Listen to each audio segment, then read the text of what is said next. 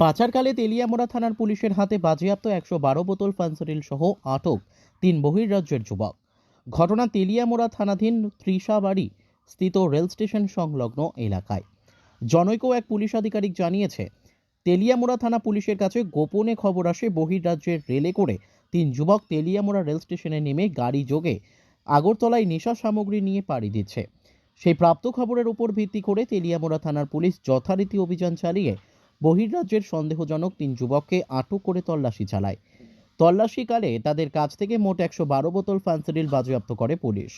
Police জানিয়েছে, বাজেয়াপ্তকৃত ফেন্সিডিলের আনুমানিক কালোবাজার মূল্য প্রায় ৬৭,০০০ টাকার ওপরে।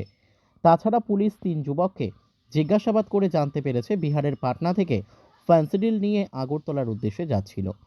যদিও জনমনে প্রশ্ন, কোথায় তেলিয়ামোড়া জিআরপি পুলিশ? তাদের নাকের তলায় দিনের পর দিন যেভাবে নেশা সামগ্রী পাচার হচ্ছে, সেক্ষেত্রে তাদের ভূমিকাই বা কী? ওনার কাছে সিক্রেট সোর্স মাধ্যমে একটা ইনফরমেশান আসে যে তেলিয়ামোড়া রেলওয়ে স্টেশনে 3 জন লোক সন্দেহজনকভাবে ঘোরাঘুরি করছে। ওদের ব্যাগের মধ্যে কিছু সন্দেহজনক জিনিসপত্র থাকতে পারে।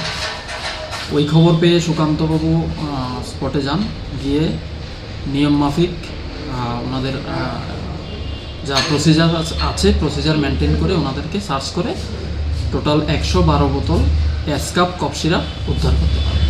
তো আমরা জানতে পারি ওদেরকে জিজ্ঞাসা করে যে ওরা বিহারের পাটনা থেকে এসেছে, আগরতলা যাওয়ার কথা ছিল ওদের, ওরা এখানে নেমে গিয়েছে। তো যা হয়েছে এটা আমরা যে জিনিসপত্রগুলি পাওয়া গেছে এগুলি আমরা সিজ করেছি, ওদেরকে আমরা অ্যারেস্ট করেছি। Bureau report, news daily Bharat.